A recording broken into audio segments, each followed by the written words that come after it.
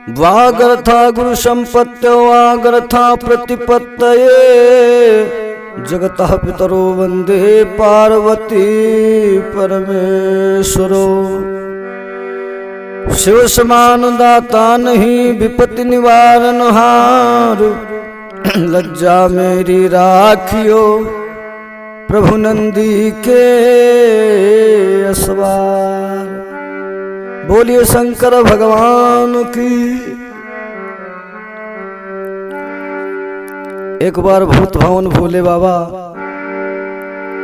कैलाश पर्वत के ऊपर विराजमान है। इतने में माता पार्वती कहने लगी, बाबा अब तो हमसे बोलना तुम बंद ही कर दोगे, क्योंकि अब सावन आने वाला है। अब सावन में बाबा आपकी खूब पूजा होती है। तो भोले बाबा कहने लगे, ऐसा कैसे देवी? पार्वती मैया कहती हैं कि बोलब छाड़ दियो अब ही पियो, और सावन माइत नाइत रही हो, और अंग में लपेटे राख रहो, अब चंदन से सुघरे तन हुई हो। एक बूंद पानी के जो परत रहे, अरे अब तो नित लोटन दूध नहीं हो। अरे सावन के उतरे हम ते, औ भरी पई हो चना भरी भांग न पई हो। जब सावन समाप्त हो जाएगा तब याद आएगी। भोले बाबा कहने लगे, देवी पार्वती के सुन गौरी गुमान न करी हमसे, और तुम ठूसन से विष बोई रही हो। ये तो पार्वती तुम ठूस कर रही हो। अरे सावन के महीने में हमारी पूजा होती है कि ढरकावती दूध चढ़ावती चावल, और बेल की पातिन से मोहि पाटत, और फिर काग गिराई रहे मछरी, और गही टवाटन खूब गटा गटु काटत। फिर कुकुर चापी चलाई चलाई, चपा चपु चापी लपा लपु चाटई, और फिर ढूंढत पैसा जबई लड़का, तब बटना यस हमो काहे बाटत। और तुम कहती हो पूजा होती है। जो हमरे पे ढरका इस दूध मनो हम का, वो काफम करी गवा, खुद पूर मनोरथ पाई चला, मगर माछिन का दलु हमका दई गवा। 11 मास मां जो तगड़े भयनो, सो सब गौरा यहु सावन लई गवा। और तुम कहती हो पूजा होती है। देवी पार्वती कहने लगी, बाबा अरे राउर सब टहलिया बजाई हो पिया, और पीसी पीसी भंगिया खवाई भी हो पिया। और ये तो सभी लोग जानते हैं कि सावन महीने में भोले बाबा की ऐसी पूजा होती है। जो पता लगा आपके दरवाजे पे फूलों के पेड़ लगे हैं, तो सुबह अगर जल्दी ना उठ पाए तो घर के लड़का, टोला मोहल्ले के लड़का, समझ लो पूरे फूलन के पेड़ बर्बाद करके अब भोले बाबा पे सावन के महीने में चढ़ रहे हैं। भैया ये बाबा की पूजा है। मैंने देखा है जिंदा गाय जो है अगर खेत में मिल जाए तो भैया जी ऐसा डंडों से मारते हैं, ऐसे डंडों से मारते हैं, खेते में गैया को गिराई देते हैं। अब सावन महीने में ऐसी पूजा हो रही है, मंदिर में जो पत्थर वाली गाय है ऐसी पूजा हो रही है, मान लो बैतरणी अभी पार हो जाएंगे। ये है भोले बाबा की पूजा। श्रोताओं, जिस समय माता सीता की एक मुंह लगी सहेली है जिसका नाम है चंद्रप्रभा, रामायण में इस सहेली का वर्णन भी आया है कि एक सखी सिय संग बिहाई और गई रही देखन फुलवाई। वो सहेली आकर के माता सीता को बताए, अरे सहेली जल्दी से चलो सखी, हमें जिनका इंतजार था वो बगिया में आ गए हैं। अब सीता जी सीधे बगीचे को नहीं आई, सबसे पहले माता सीता जी कहां गई हैं? माता गौरा के मंदिर को गई हैं। इधर से तो अच्छा बड़ी जल्दबाजी वाली पूजा हुई है, और उधर से जब ये आई है प्रभु श्री रामचंद्र जी का साक्षात करके, हालांकि इनकी सहेलियां बोली घर चलो,